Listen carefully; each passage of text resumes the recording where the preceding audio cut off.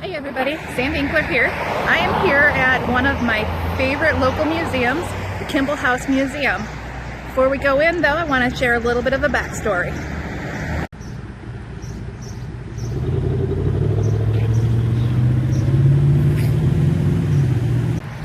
In 1883, Dr. Arthur Kimball was traveling to North Dakota when he made a stop in Battle Creek to visit an old friend. He fell in love with the area, decided it would be perfect for his practice, where he became the first of 3 generations of locally prominent physicians.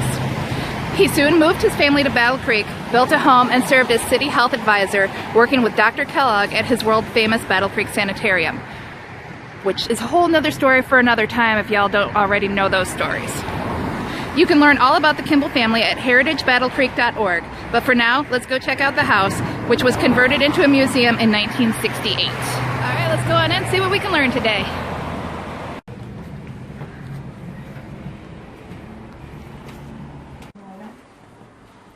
This is where they would receive guests. Normally they would close the sliders because that is the family's area. So your guests would be here. You would serve tea when they came in, and this is where you would socialize. Again, you'll see that the more expensive wood is used in here, and if you notice the light fixture, when they built the house, they were not sure whether gas or electricity was going to be the in thing. So all of the fixtures in the house were built to do both. So the globes pointing up would be the gas lights, the globes pointing down are the electric lights. Do you have a family connection, or did you just be in history? Just love the history. I have family connection to the starting of Battle Creek. Oh, you do? I do. I descend from the first individual to come here. Okay, what's your... That family name would be Simons. Simon, okay. Because our history goes back to Battle Creek quite a ways too. Officially. This is where the family would have sat at night. What do you think? Is that one of the hair wreaths too? Yes, that's Okay. made out of their hair. You know, they brush their hair every night and they'd save their hair. There's another hair wreath upstairs. Nobody had fences. And then when they all started having their own milk cows and one milk cow a house, and those cows would start to wander, that's when the fences went up. Because they were starting to do big gardens and they kept the cows out of their gardens.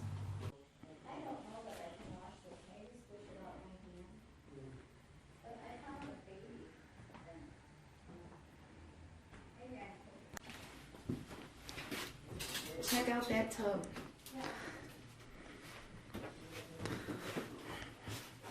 Now, I do not believe that, I honestly can't remember if the house was built with running water or not. But even if it wasn't, the bathtub still would have been here, and they would have just heated the water on the stove and brought it in. Now, the toilet is a early 1900s. That is... For display only. Yeah. Originally, when the senior Mrs. Kimball was still living, they made into her room, and they added that bathroom there.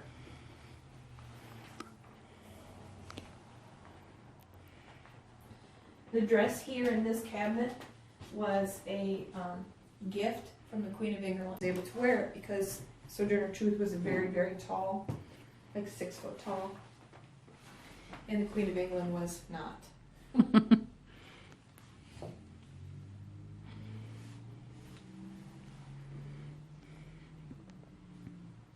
And she asked them what they were doing at the courthouse, and they told her they were going in to get married.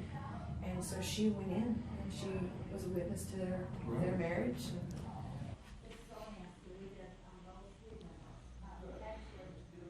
As you go up the stairs, there's the old Maple Street, which is what we now call, that's this strip here.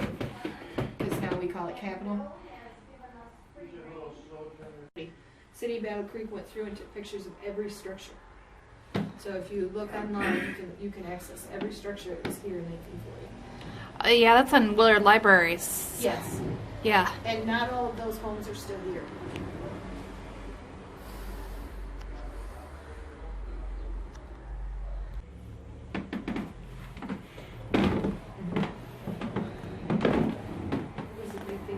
property, right?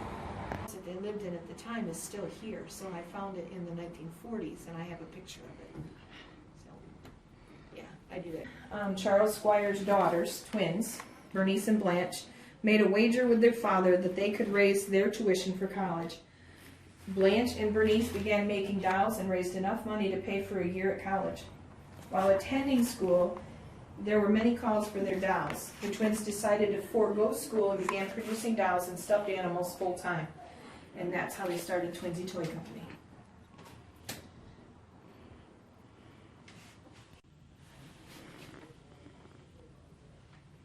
Do you know why they needed the fainting couches? They corseted themselves in so tight. This would be Minnie Kimball's room.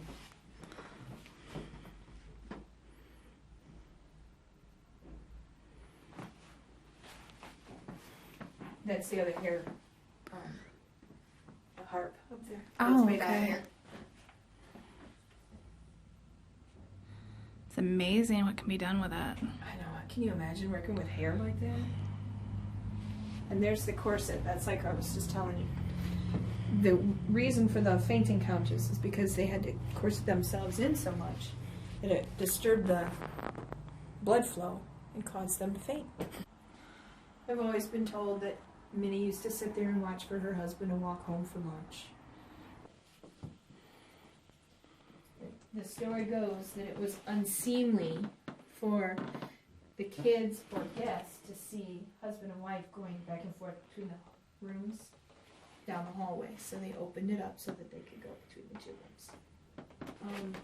Minnie's wedding dress when they got married. We're calling this the upstairs sitting room.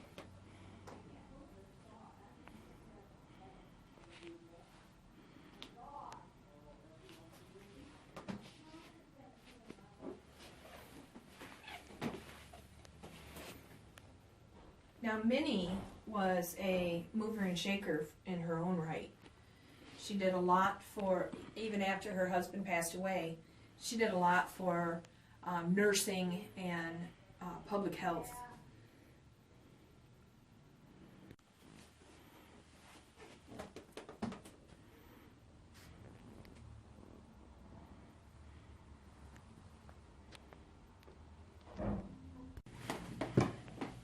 And this is the Palm Gardens from the Sanitarium. To your left is an example of the type of hospital bed or sleeping accommodations. The hose is led to the outside. The idea is that you need the fresh air, especially the night air, to breathe. You're healthier if you experience that. Not have slaves in this house. So this is set up to resemble what the slave quarters would have looked like. All of this is for their washing. It's set up here in the house, but in reality, they would have hauled all of this stuff out to the backyard and done the laundry outside. They would have eaten out there. They would have spent the entire day out there. Now the stuff in here, we have, this here is an example of what a sewing pattern was originally.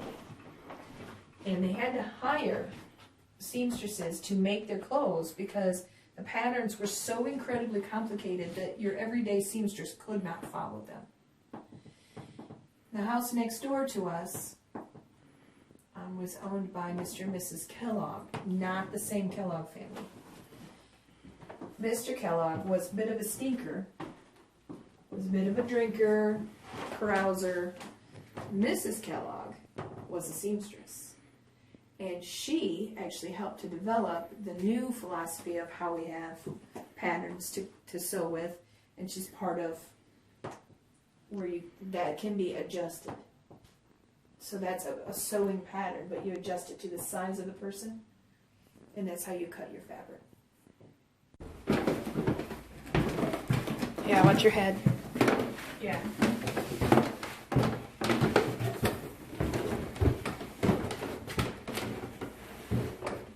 main, and they placed the block of ice in Okay. there.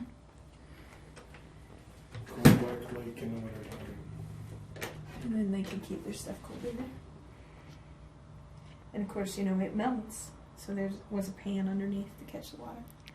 You'll find on the papers that are up different stories about the Underground Railroad. Different places, how they got the slaves to and from, the different people that helped them.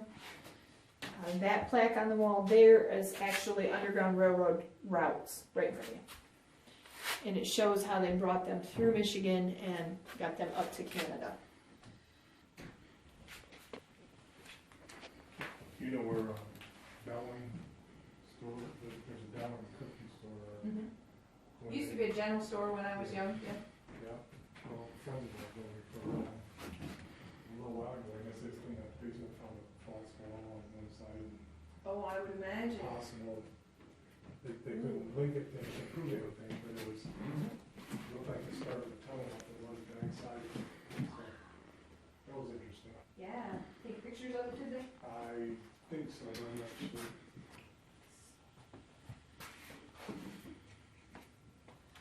I thought we had more light in here.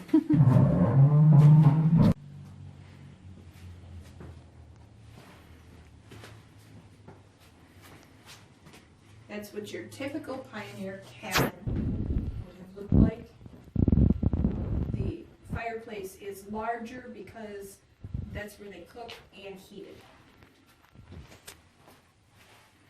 And I do believe that is an actual straw mattress that's in the bed.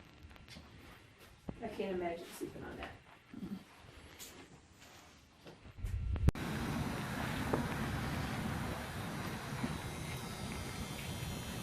There you have it, some pretty cool local history.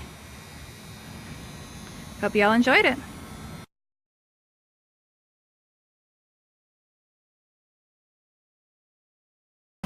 In 1883, Dr. Arthur Kimball That's what I was thinking. I think it's gotta be up here. Yeah.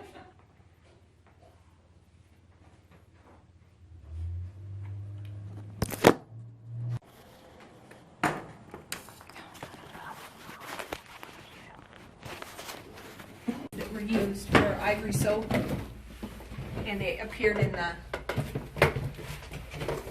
Battle Creek Daily Moon. But it gives you an idea of what they did. You should wear period clothes and try to do that, you know. If you had a bunch of people, it'd be interesting. It would. It would. That's a refrigerator. Or as they were called, an ice box. Yep.